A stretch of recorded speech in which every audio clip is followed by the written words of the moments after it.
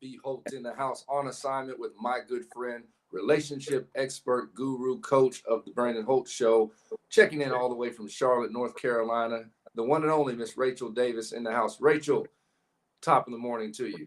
Top of the morning to you too. Good morning. Good morning, Rachel. Are you all being impacted by the cold front? No, actually, it's about 63 degrees Okay, and okay, rainy. okay. It's almost it's 30 degrees in Houston, so I'm a little jealous. I'm a little envious. Coach, it seems like there's a trend having your life and your business established before Mhm, settling down, or mhm. in some particular cases, having a baby. What are your thoughts on? Well, the topic is billionaire before baby.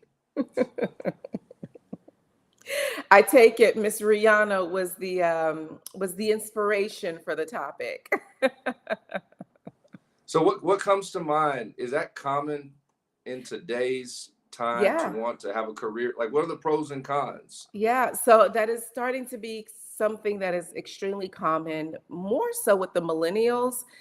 You also see that as far as previous generations, and especially in my generation, but you are noticing that women who have invested in their education, who's invested in their career, are really interested in making that forward mobility and really maximizing their trajectory as far as success is concerned, putting off having children. Now, it doesn't mean that having children or having a family is not important, but it's not the same level of importance as to graduating from college, immediately getting married, having children in your 20s. That's not necessarily the narrative that suits our modern day woman anymore in most instances. In the case where she is in complete control of her future, she knows what she wants and she understands what it's going to take as far as time is concerned, resources and money, and she understands what that's going to take in terms of providing for a family and for children. In a lot of instances, she is opting for putting that on hold and waiting until she is at a place where she is financially comfortable and she's comfortable with what she's achieved for herself personally, and then making the decision to have a family at that time, whether she's married or not. And so that is definitely not necessarily a trend, but it looks like it's starting to become more and more a way of life. So, are there any? Do you think there's any regrets on either side? Like, at what age or what point is there an age cutoff? Like, okay, look, I'm this age. I've been so focused on my career that I've totally bypassed several opportunities to build a family. And then what about the person who built that family early and it seems like their career opportunities have passed them by? Right. And so there's always an opportunity for regret on both ends. And I'll give you a I don't classic have an answer example. to that. So for my events, when I host my demystifying men events, we talk about men who are at two different stages in their lives. You have men who desire to build a career, or prince who desires to build his kingdom with his queen, or a man who desires to build his kingdom without. And you're noticing women taking that same approach. It's really getting clear on what it is that you want early on. Now, are there regrets? Absolutely. With women, of course, because let's face it, as far as our biological clock, it does tick, and it ticks a lot faster than a man's biological clock is concerned. And so fertility or infertility becomes a concern as you get older. Now, there are surrogates, there are, in vitro and other infertility methods that makes it possible. You have women who are freezing their eggs, and women are utilizing these alternatives more and more every day than they have in the past. So they're creating opportunities for themselves to have children. But yet and still, as far as companionship is concerned, they're in a lot of cases, they're willing to take their chances and hope and pray that they not only find true love, but they find a love that's compatible with who they are, with what they desire, and also with what they bring to the relationship. So is that what happened to you, Coach? Come on, Are you Coach. putting Come me on on, the hot Coach. seat here? Uh, so you does this apply to Coach as well? Is that the route you took? Did you build your family first, or did you build your focus on your career? Well, not necessarily. So I've been married twice, and this is my second marriage now. So when I first got married, I was very young, and I was the one who wanted a family. But unfortunately, I've had some challenges as far as fertility was concerned, which is why we just never ended up having children, either in my first or in my current marriage now. And so that's the reason why I really, really commend women who take ownership of, and perhaps this is an opportunity for me to really have women heed my voice and really take this into consideration. If you know you're having challenges as far as fertility is concerned, Black women are plagued with fibroids, and fibroids truly took my fertility from me.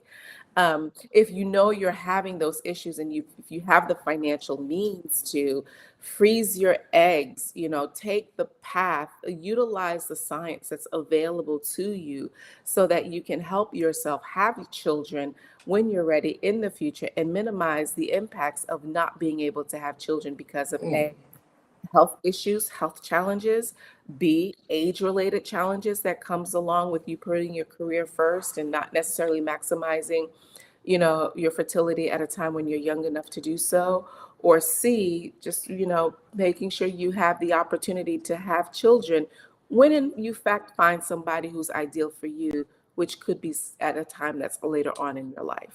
Hey, everybody. I'm on assignment with Coach Rachel Davis, International Relationship Coach. Coach, I'm going to bring you back out in a few minutes. We have a powerful guest that's getting ready to come out. You don't want to miss this. And I believe what you're saying, it definitely ties into our next guest who's with us every Friday. I'm getting ready to introduce her. Coach, I'll bring you out in just a moment. Everybody, my next guest is an international, world-renowned fitness expert all the way out of the Dallas, Texas area by way of Tulsa, Oklahoma. She comes on the show every Friday. You do not want to miss this, where we have coined a name for her from the Brandon Holt Show. We have given her a name that's going to become a trademark name that we're going to introduce to you in just a second. So help me welcome, put your hands together, everyone, the one and only Miss Shawnte Sims in the house. Shawnte, good morning to you. Good morning, Brandon. How are you? I'm doing great, Shawnte. Hey, the Garage Gladiator. Come on now. What do you think about that? I like it. I like it. It's catchy. It's catchy. So Shawnte, checking in from Dallas. I hear the weather's pretty rough out there. What's the forecast looking like? Brandon, I haven't checked this morning, but I know yesterday when I last checked, it was 20-something degrees, but it felt like 10. So I had a late evening workout yesterday. So it was below freezing. Let's just say that. And I'm sure this morning it's about the same. So Coach Sims, what prevents people from working out, especially when there's extreme weather conditions? Maybe the gym is shut down. What are some barriers that people can overcome besides just staying in the bed, drinking coffee, and enjoying the fire? Well, to touch on what prevents the weather, things like this will keep people under the sheets. We spoke once before about winning the battle against the sheet and the pillows. And when the weather is cool like this, it's gloomy outside, oftentimes we really just want to stay underneath the sheets. We just don't even want to get out of bed. However, you don't need a lot of space. Yes, I have a garage to use, but oftentimes I will work out inside of my house. You don't need a lot of space to stay fit and to stay healthy, to stay moving. That is the name of the game, is just to simply stay moving. Okay, so Coach Sims, let's get going here. Now, I've been in your class before, and I got to give you your props. So you got it going on, but that whole burpee thing, I'm not really feeling that too much, Coach. But it seems like that's the game changer right there. So let's do a couple demos out there. I see you're standing up. You got your workout gear going on. What's the first exercise? How much they will be able to see me because how I'm positioned. But I'll give a few exercises that you can do at home that you don't need a lot of space. Just like a squat, you're bending at the hip and the knee, and you're just squatting. For those that may have some limitations where you have maybe hip and knee problems, grab a chair, sit up, stand, sit up, sit down. One of those things, squats. You can march in place. If you got a space, you can march up your little space and you can kind of move back, run back. Uh, Go ahead, Brandon. No. So, Coach, I like that. Now, Coach, I'm sitting in my chair and I don't feel like getting up. I'm getting ready to get some water. I'm enjoying the ambiance of the studio. What exercise can I do just sitting in my chair so I don't have to actually? So if you had take your hands, we call these hand raises. Maybe you had 2 bottles of water that you've been drinking throughout the day. Grab the bottles of water and just, we call these shoulder press. So if I had some dumbbells, I could shoulder press, overhead press. This is going to work my upper body region right there. I could take those same bottles of water and I could curl. But how about get up out your seat, stand up, curl, sit back down. Get up out your seat, curl, and sit back down. Yeah, again, I could march. Same thing. Take those water bottles, drive my knee up towards my chest, and just march in place right here. So Coach Sims, what's the average time I should work out? 30 minutes, 15. Should I do a full hour? I say minimum 30. Minimum Okay. 30. Anything less than that, yes, you're doing something. But to really start seeing benefits, I would say minimum 30, 45. If you can get that hour in, that hour is going to be great. Now, do you recommend drinking water throughout the workout, after the workout? Because sometimes when I work out, like I'll do a lot of cardio, my stomach tends to hurt from drinking water. What are your thoughts on that?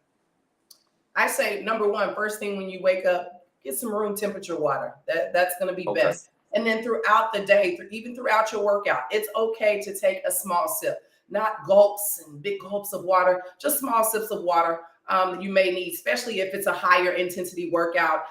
This time of year, most people are not outside, but if you're indoors with a group fitness class or you're working out in the gym, it's going to be a little warmer. So yes, you want to make sure that you stay hydrated at all times. And also, it's really important for everyone who's viewing to think about your diet as well that goes along with your workout. It's not just, and Coach, maybe you can elaborate on this, the trade-off. Okay, I'm going to work out, I'm going to go hard in the gym, and then I'm going to eat 3 pieces of pizza and 4 cheeseburgers and drink 3 large Cokes because I know I'm working out the next day. So, Coach, what's the key or what's the strategy to working out, eating healthy, working out, and actually establishing a consistent routine?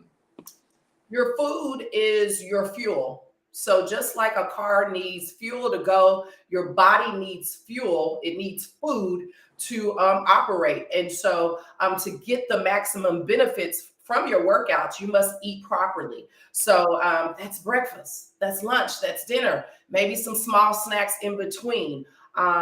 Portion control is key. Making sure you have the Portion control. Portion control is key. If you live here in Texas, especially if you're eating out, most of the time they give you meals for 2. Your meals, it's 2 meals in 1. And so I recommend even eating out before you take a bite, ask for a to-go plate. Separate that to 2 meals.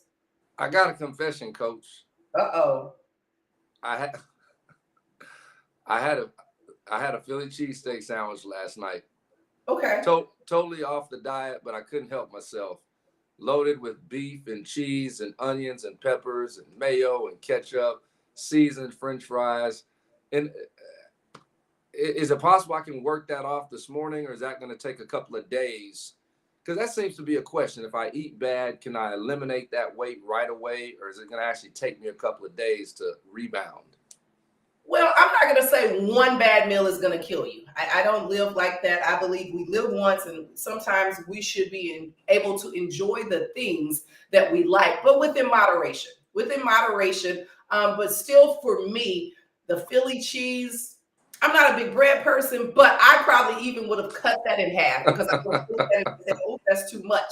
I'm going to have some. I'm going to enjoy it, but I don't have to eat it all in one setting. So for me, it's a mindset when I look at it. But definitely for me, I don't say, oh, you can't ever have this. No, because eventually you're going to have it. And then some people have it and they don't know how to go back. So I say, okay to cheat. You're not going to ruin your entire progress by having 1 or 2 bad meals. But moderation is key. All right, everybody. This is Coach Shawnte Sims. I'm going to bring out also Coach Rachel Davis for just a couple of seconds. And then we want you to stay tuned because we're jumping over to Instagram after this for a real quick 3-minute shot on the Brandon Hope Show page. with Coach Sims, and then we're going to follow up with Coach Rachel Davis. So everybody, if you would, put your hands together for my two favorite coaches, international relationship coach Rachel Davis, Virtual House, international fitness guru Shawnte Sims, Sims Fitness, Camp Gladiator. Ladies, it's so good to have you on the feed. Y'all are exceptional at what you do. You've impacted so many lives. People respect you. You're game changers in your profession. And I just want to know for the viewers, what makes you great at what you do? Where do you see yourself going? What inspires you and fuels you to change the game in fitness and relationships? And we'll start with you, Coach Davis. Wow, great question. What makes me great at what I do and what fuels me is the fact that I love love. And if I can impart knowledge, information, wisdom to be able to help us as a people, as a culture, to win and excel at one of the most basic human needs that we desire, which is love and connection, then I truly feel as though my God-given purpose on this planet has been met. I love love, and I want everyone to experience it in a magnificent, powerful, passionate, and beautiful way. Coach Sims, what drives you? My drive has been impacting others. It's bigger than working out and eating healthy for me. Oftentimes, it's the stories, the feedback that I get from my clients, that my campers, maybe, hey, I'm going through a divorce. I have some medical issues, but your workouts, your training has gotten me over a hump. So that's my drive. That's what keeps me fueled. That's what keeps me going, because I know my purpose is being fulfilled. Ladies, do you ever coach clients that feel like, I just don't care anymore? Hey, look, I'm 60 years old. I've lived my best life. I don't care about relationships. I don't care about, health and wellness. I've been there and done that, and now I'm just coasting through the motions. What can you say possibly to that person that's in that mind state right now? We'll start with you, Coach Sims. Absolutely. Fitness, that's why I call it a journey. We have times where, for lack of better words, you may be unmotivated or life has simply struck. And man, I'm not feeling this. I don't want to get up and work out. Maybe I'm depressed. Sometimes it's bigger than what we see on the outside. So that's a part of my job as well, is trying to continue to encourage and allow individuals to see the importance of investing in themselves. Coach Davis? Absolutely. Folks that have given up on love and they come see me typically is an indication that they haven't quite given up on love yet. And so there's always a reason for us to want to build upon what it is what the emotion that God has utilized is designed to be able to bring forth life and to create life and to be able to ensure that we maximize our humanity as much as possible and in the best way possible. And so you never want to encourage people to give up on the greatest commandment there is, which is to love is to love one another. And in most cases, we're traumatized and we're plagued by hurt and pain and toxic relationships and toxic emotions and just a myriad of situations and things that if we just had the right guidance, had the right coaching, and had a really minor, in some cases, significant in other cases, shift in mindset, it would make all the difference in the world when it comes to the human connection and the human relationship that we desire to have with others. Hey, everybody, this is B. Holt on assignment with my two favorite coaches, international fitness guru Shawnte Sims in the Virtual House, international relationship coach Rachel Davis. Make sure you come over to Instagram real quick. We have 3 more minutes with each coach. You do not want to miss this. Ladies, we can follow you on Instagram, Shawnte, at Brown Chick, CHIC 78. There it is. And then Coach Davis, we can follow you. Love by Rachel Davis. And so go over to the Brandon Holt Show page. As soon as we get off, we're going to bring out Coach Sims first because she has training this morning. So we want to catch her first, and then we'll get Coach Davis on. And guess what? I have a huge announcement for everybody. Oh, this is huge. The Brandon Holt Show is going on TikTok Live starting in February. So be ready, Coach Sims. We're hitting that TikTok Live. Coach Davis, are you on TikTok? Barely. All right. You have a couple of weeks to get on TikTok. All right, everybody. Peace signing out. We'll see you on Instagram. All right.